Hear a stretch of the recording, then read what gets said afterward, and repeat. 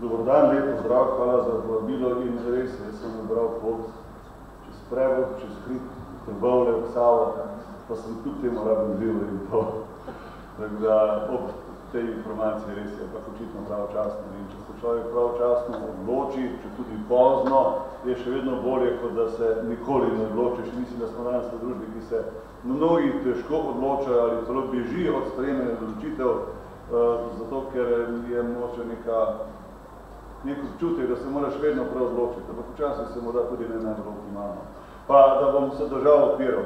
Najprej prihajam iz Lions zveze Slovenijo, pa za tisti, ki pač niste dovolj seznanjeni do Lions, smo moče kratek podatek, da smo na svetu organizacijo leta 1917, vsega skupaj nas je skoraj 1.400.000, kako je zadeva razdeljena po državah se, da vidim tukaj, če bo resno. Kako zadeva zdaj konec septembra, da imate en občutek, koliko prostovoljna organizacija na celem svetu in morda samo to, da struktura članstva narašča v svetu, ki ima večjo gospodarsko rast kot pa v tistem, ki velja danes za najbolj razvitega. V Ameriki Evropa gre down, drugod gre zadeva gor. V Sloveniji smo začeli v Ljubljani in v Mursko Soboti v istem letu in takole je članstvo naraščalo v celi Sloveniji po letih, ki so se tudi ustanavljali od leta 90 pa seveda do danes. Vmes so se menjali znaki, ki so tudi menjali naš odločitev. Bistvo našega projekta pa je to, da so poskušali skozi to ugotovitev, ki ste predhodniki že povedali, najti način, kako naše prostovoljno delo vključiti, to vsebino združevati tako člane in jih reanimirati, vključiti tudi druge in pa seveda na ta način povečati naš osnovni cilj, humanitarni učinek in tistih, ki to pomoč potrebujejo. To so razdeljene faze projekta, na kakšen način se zadevi gre. Seveda, klubi so od teh 55, ki jih imamo v državi, popolnoma samostojno društvo v vsaki upravni enoti, kjer so registrirani. Najprej morajo sprejeti sami svojo odločitev, morajo vedeti, komu bodo to hrano dali. Klub nihče, nobeden ne daje to hrano neposredno uporabniku. Se bi zbiral zdaj fizično osebo, družino, ampak to počnejo institucije. Zato so tu napisane institucije, kateri bodo to hrano peljali. Če takšne institucije v kraju obstojajo, da, kolikor ne, in če potem grejo zadeve po nadaljnem postopku naprej. Tule sem postočili 5 Hasa, pa župan iz Vrhnike, pri vaših sem bil od mesec nazaj, izobraževanje so naredili pred 14 dnevi in ta mesec štarta tudi na Vrhniki.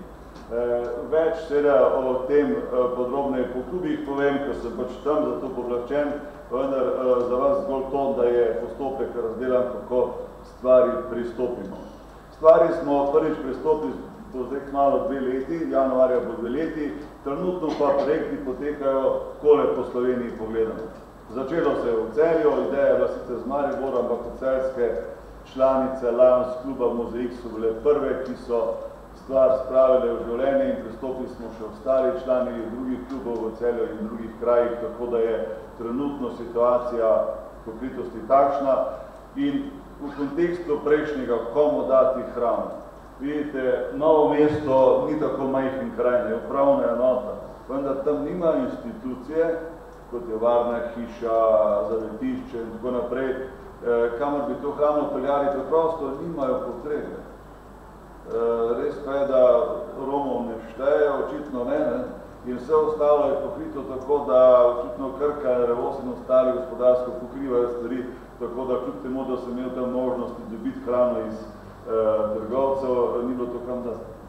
Podobno je čist gor severni Gorenjski konc, v neko krajnje je drugače. Zadeva se dogaja po diagonali, če pogledamo po tem delu. Kdo nam pomaga pri tej zadevi? Mi se tu nismo zaprli, nismo neki elitisti, kot eni mislijo z humanitarno dejavnosti, ni konkurence. Z veseljem nam pomagajo in rotarijanci, skupaj smo stopili s Caritasom, z Zvezo prijateljev mladine, ki se nisem napisal, bom potem povedal o tem, pa z Rdečim križem in tako naprej, tako da gre za skupen projekt in nam je veselje, da je in njim in nam užitek rezultat, ki iz tega nastane. Sama zadeva je začela se najprej z Mercatorjem, potem se priključil Tuš, letos še Špar in Interšpar, zdaj Interšpar za mesecem novembrom, tako da zdaj je situacija takšna, da imamo 12 krajev, imamo 46 trgovin, iz katerih se to pobira, in pa tale ocena 8 do 10 ton. Tu bomo moče potem kaj več rekli, gre za to, da eni trgovci ne želijo, da govorimo o cenah, o vrednosti, ki ste jih prej povedali, koliko smo pripeljali vsak dan. Drugi nam ne dajo količine. Jaz imam problem, tu sem imel problem, kako vam posedovati podatek, koliko to tehta, kaj je skupen imenovalc. Eni imajo napisan 10 vrečk, pa 16 lončkov. Drugi imajo kilograme, je tako zelo različno, vendar tole je podatek izračunan iz povprečja julija, avgust, september, iz treh slovenskih krajev. In iz tega, če bi šel čisto linearno interpretirati zadevo, lahko pridemo do 200 ton zbrane hrane na leto v Sloveniji.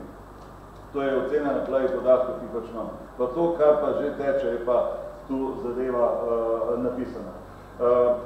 Vodi toploteka. Prej ste povedali predhodniki, da obstaja sistem, zakonska podlaga, kam s hrano pripravljamo, koliko ostane.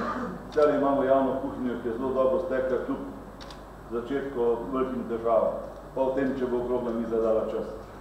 Dejstvo je, da to hrano, do te hrane mi ne moremo priti, oziroma je zelo težko priti, ker so postopki, procedura, kako to hrano komorkoli peljati, prezahtevni, da bi se mi to šli na volonterske ravni. Mi smo iz različnih poklicov, druge stvari, tako da preprosto se ste začelo v avto, ješ trgovino in pelješ z točke A do točke B. Zdaj, da bi imel pa še one vroče posode, pa zajemalke, to pa. Tega tukaj je ena velika luknja, velika možnost, kar se še lahko naredi. Vendar ta toploteka, ki je tu zapisana, to so pice, to so lazanje, to so pečeni piščanci, to so pečene krače, to je mišljeno po teh 53%. In tega je tudi v kilogramih največ. Tega je tudi po 300 do 500 kilogramov na mesec v posamezni trgovini. Ni nujna korelacija velik market, velik postane. Celo se zadeva spreminja. V večjem marketu očitno lahko znajo bolje zanimive zadeve. Precej je tudi kruha, kljub temu, da je ena isto o tem pregovorila, kar kruha tiče, sicer privatni peki so naše drug način in tudi, odkar je nov pravilnik, so zadeve še tudi v prodaji, vendar je kruh še vedno zelo visoko. To je ta struktura, načrti za naprej so zapisani, tisto, kar ni zapisano, to, da smo že uspeli v Celju in v Mariboru z razdelilnico oziroma z nakupom vozila, s katerim vozijo, naj se bo iz centra za socialno delo, v Mariboru, v Celju smo pa z lokalno skupnostjo dosegli dogovor, da so zaposlili 3 prek javnih del, ki grejo vseh 5 podajalov v Celju, to pobrati, ker sicer je to logistično malo težava, rabiš 5 ljudi praktično, da na Celju bi šlo strinjati.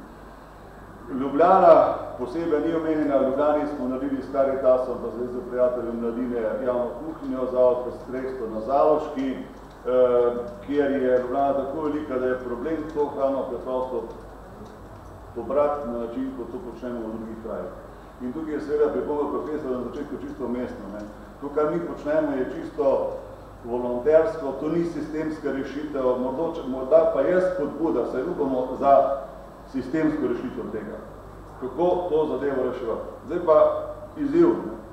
Trgovci ne želijo govoriti o točnih količinah, ne želijo govoriti o cenah, o vrednosti.